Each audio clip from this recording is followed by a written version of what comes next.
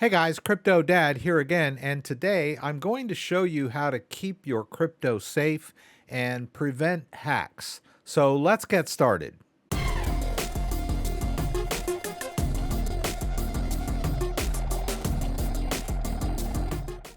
All right, so I wanted to do a quick video concerning the hack that occurred on NFT God's digital livelihood. Apparently, just about everything in his digital world was hacked, and it's a very telling tale, a cautionary tale about how to keep your crypto assets safe as well as your other digital assets. So, I'm going to talk about three main things that will keep your crypto and your digital life safe. The first is two-factor authentication. The second is a crypto hardware wallet. And the third is a password manager that will store your passwords in highly encrypted format on your computer. I've got some links here for some stories about what happened to him. There were a couple of things that he did. I'm not really doing a video on scolding him for his security measures. It's basically intended for other people that want to avoid what happened, but it is a good exercise to kind of go over exactly what happened to him. The main impetus started when he downloaded a fake link. So this is kind of what opened the floodgates. There were some other mitigating factors that happened first, but let's kind of talk about that one first. When you do a search on Google, you might see some sponsored links. You want to avoid these. So basically what he did was a search for OBS Studio. Now you'll notice that when I do the search, the official OBS Studio website appears first. I don't know if it's just based on my history because I have downloaded OBS Studio many times. It is the software that we use for live streaming. It's totally free and open source, and it's a great software. Maybe Google cleaned up the results based on this story. I don't know. But it is important to realize that your Google search results are heavily influenced by your search history as well. All right, so I played around till I finally was able to get a Google search with some sponsored ads. Now, this doesn't mean that every sponsored ad is bad, but if you're searching for something specific, it's probably better to avoid the sponsored links search results, right? These are companies that pay Google to get their results at the top. So if you're looking for something specific, you'll want to avoid the sponsored links that appear at the very top of your Google search. So in the case of OBS Studio, right, it's better to use the official link. And you can look also above the link, they're going to show you where you're going. Try to find the official website of what you're after, right? You can see here, this is not this is a pretty broad topic, PC gaming, but you might want to stick with something like Best Buy or Newegg or Amazon, right? Rather than these sponsored links. I'm not saying that any of these are scams. I don't want to give you that impression. I'm just kind of laying out for you how he managed to accidentally download some malware to his computer. Now, another thing that I will mention that a lot of people don't quite understand about malware or bad links is that just clicking the link, even if it's a malware link, just clicking the link isn't going to hack your computer. Just clicking a link does not hack your computer. It's when you run an installer. So he clicked a link.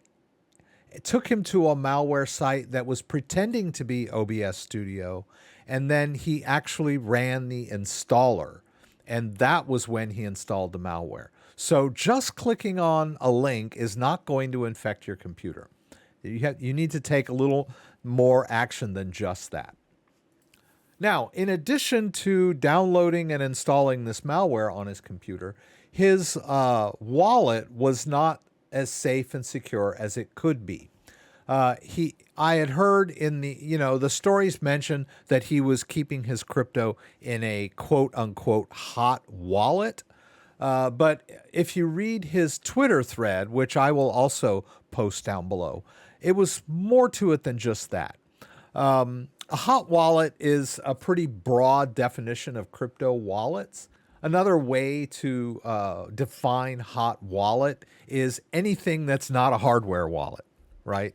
So I have a Ledger device. There are a lot of hardware wallets out there, and anything that's not a hardware wallet can be called a hot wallet. But that's overly broad.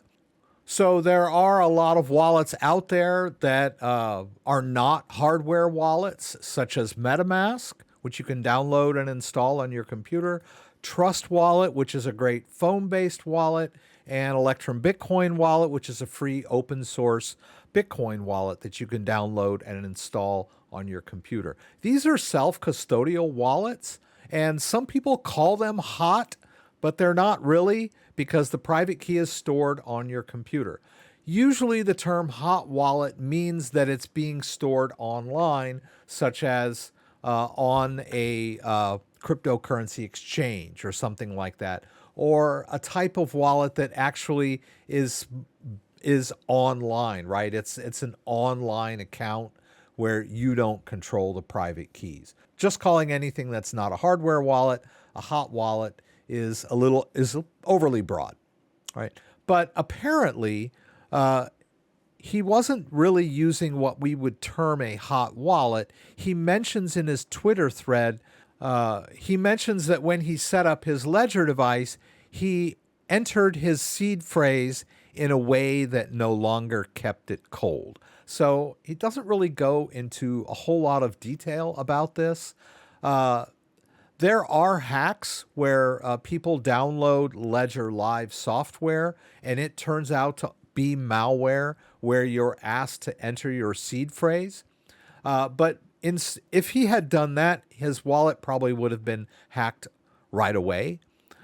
So it sounds like perhaps he stored the seed phrase on his computer somewhere in a text file, but there's not a lot of detail here.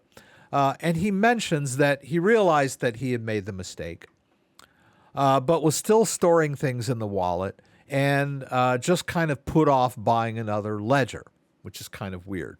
Because if you screw up your seed phrase on your ledger, you don't need to go out and buy a brand new ledger. All you really need to do is reset the device.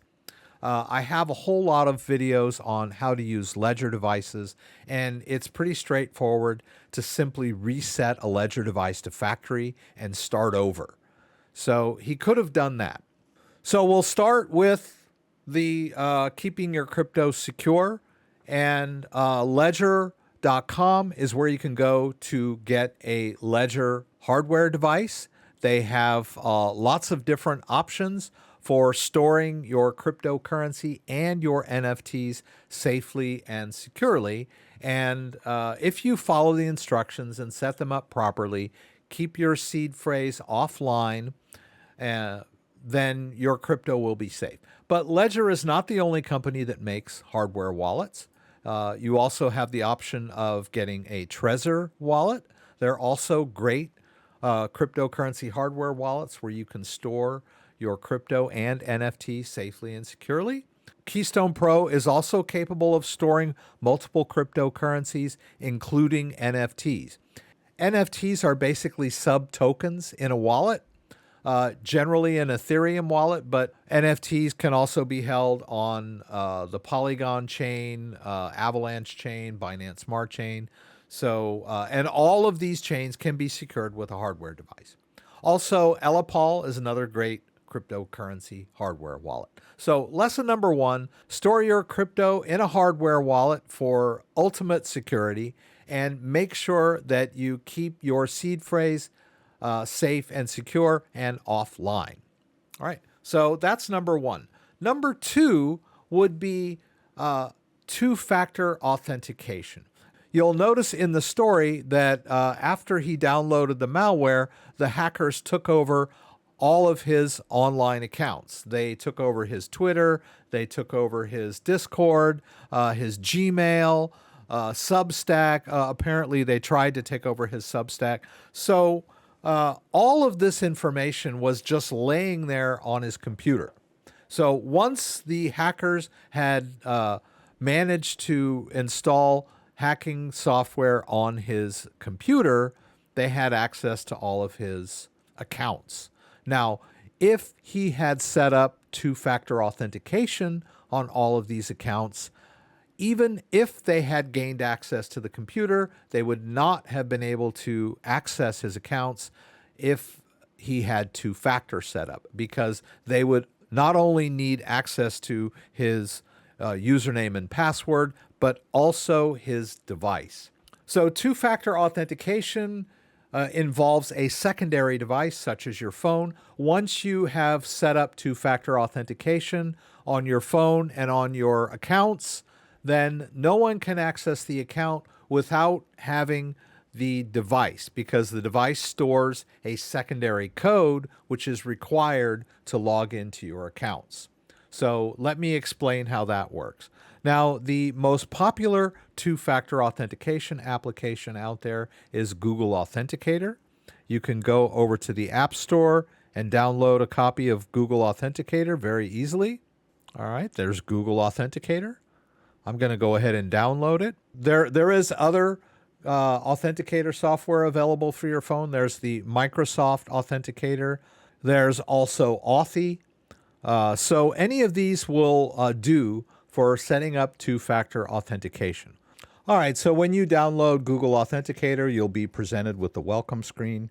And then it's basically just going to be a blank, right? You're not going to have any codes. You haven't linked it to any of your accounts.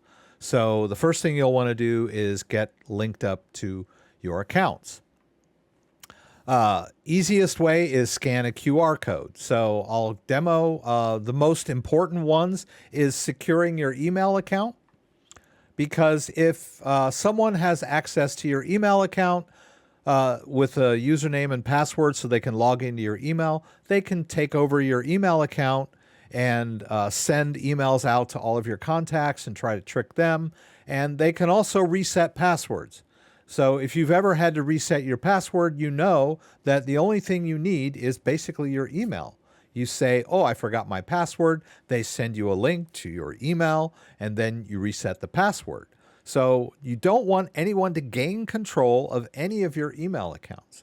So with Gmail, the easiest way to enable two-factor on your account is to go up here to the account icon and go to manage your Google account. All right, that's going to take you to this page, and you'll want to go over here to security. And on the security page, you can see that for signing in, I do not have two-factor authentication set up. It's really easy. We'll just click here, choose Get Started. It's going to ask you to log in again. All right, so we'll have to get through that. Now, you can use your phone number for two-step verification. This is what they call SMS two-factor. It's not really that secure because your phone number can also be hacked. A lot of hackers are very adept with calling your phone company provider like Verizon or AT&T and giving them a sob story about that they need access to the phone number and getting it ported over to their own phone. Surprisingly, this works a lot, right? So SMS two-factor is not the most secure. All right, and once you've got your phone number set up, now you have the option of adding the Google Authenticator app. That is the most secure two-factor authentication, right? So we'll just click here. We'll click Set Up Authenticator, and there's a QR code, right? All we need to do is get our phone, our Google Authenticator. We'll tap Scan QR Code, enable camera access. We'll scan that code, and lo and behold, now I have a code. All right, they want me to put in that code to verify that I've linked my phone to this account. All right, there's that code. It changes about every 10 to 15 seconds, right? That's the security of the device. It uses a time-based algorithm to match up when you're signing in. All right, so we just added Google Authenticator, and you can see that I have a code there for my email account. So that secures your Gmail. So no one can hack into my Gmail account unless they have this phone, because the phone is the only device that has this code that allows me to log into my account. Now, on your home computer, you're probably going to always automatically log into your Gmail, right? They make it convenient for you to do that. If you try to log into your Gmail from a different computer or a different phone, you'll be presented with the two-factor step, right? It's going to ask you to enter the code that's on the original device, right?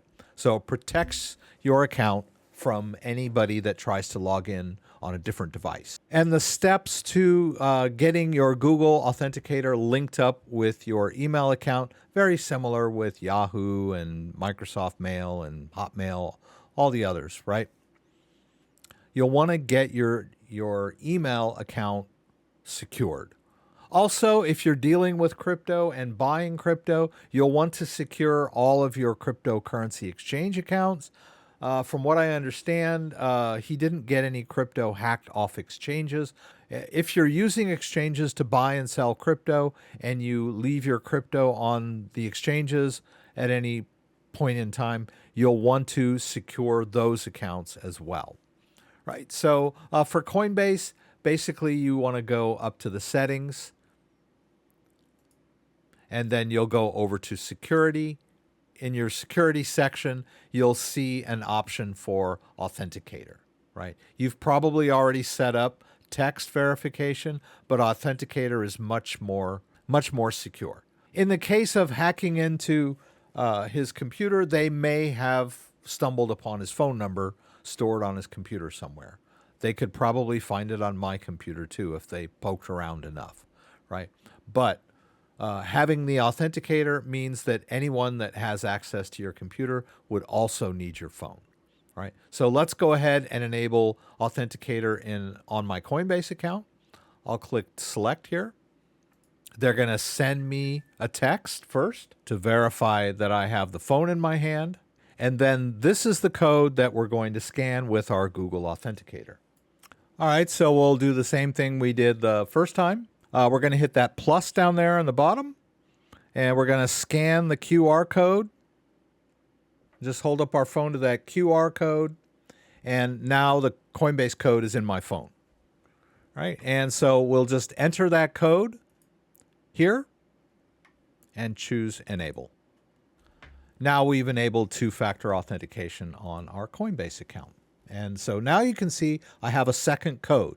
So each account will have its own code, which will be stored on your phone. If anyone tries to log into either of these accounts, they're going to need to enter these codes. And only I have the codes because only I have the phone.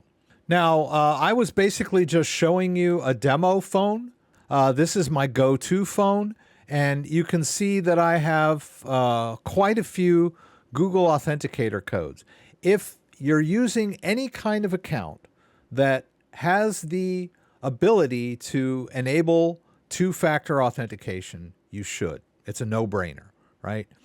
All my email accounts, all my cryptocurrency accounts, anything that can use two-factor, I will enable it. Right, so that keeps your accounts safe and secure.